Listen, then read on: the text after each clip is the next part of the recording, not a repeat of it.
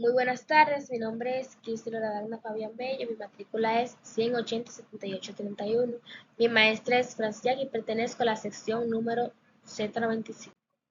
Hoy estaré hablando sobre el redondeo estándar, las cifras significativas, criterios para operar con cifras significativas, notación científica, cantidades fundamentales y derivadas, unidades, patrones en el SI, sistema de unidades, sistema internacional del SI, conversión de unidades, proporcionalidad directa, método para graficar funciones, proporcionalidad directa con un cuadrado, variación lineal, proporcionalidad inversa, cantidades escalares, cantidades vectoriales, vectores, cómo despejar en una ecuación, suma y resta de vectores, multiplicación de un vector y componentes rectangulares.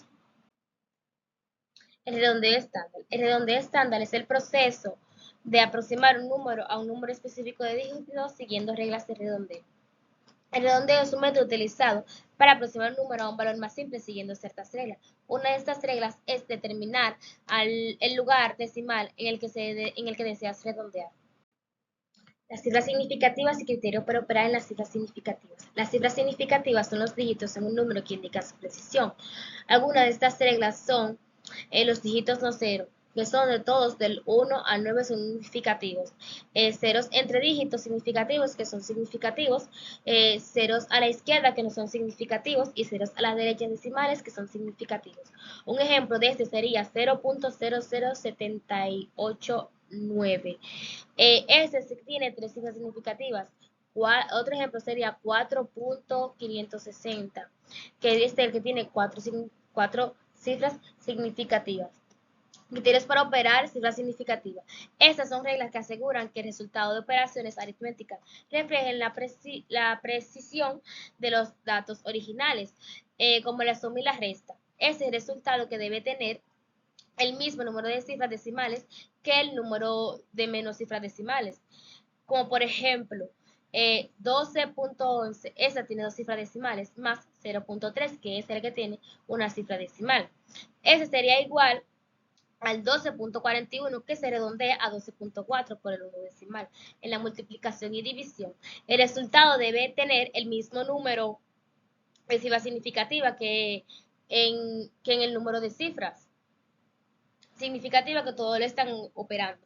Como por ejemplo serían 4.56 que tiene tres cifras significativas por 1.4 que tiene dos cifras significativas.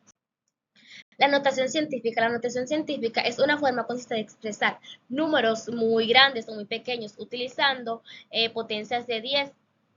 Es muy útil en ciencia matemática para simplificar cálculos y mejorar la calidad, como ya sabemos en la imagen.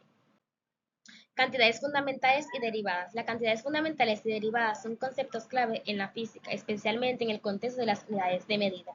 Las cantidades fundamentales son básicas y no dependen de otras, como son la longitud, la masa, el tiempo, etc. Y las cantidades derivadas que se obtienen a partir de las fundamentales, como son el área, el volumen y la velocidad. Unidades patrones en el SI. Las unidades patrones en el Sistema Internacional de Unidades, SI, son las unidades base a partir de las cuales se derivan todas las unidades fundamentales del SI. Algunas de esas unidades son el metro, el kilogramo, el segundo, el ampere, el kelvin, el mol y el candela. Sistemas de unidades. El sistema de unidades es aquel conjunto de unidades de medidas que se utilizan para cuantificar propiedades físicas. Sistema Internacional de Medida. El Sistema Internacional es un sistema moderno de unidades basado en 7 unidades fundamentales, lo cuales son la longitud, la masa, el tiempo, la temperatura, la corriente eléctrica, la intensidad luminosa y la cantidad de sustancias, entre otras. La conversión de unidades. La conversión de unidades es el proceso de cambiar medidas de una unidad a otra. Se caracteriza por identificar unidades, usar factores de conversión y multiplicar y simplificar. La proporcionalidad directa y la proporcionalidad inversa. La proporcionalidad directa es una relación entre dos variables al aumentar una variable, la otra también aumente la misma proporción. Eso significa que si una variable se duplica, la otra también lo hará y viceversa.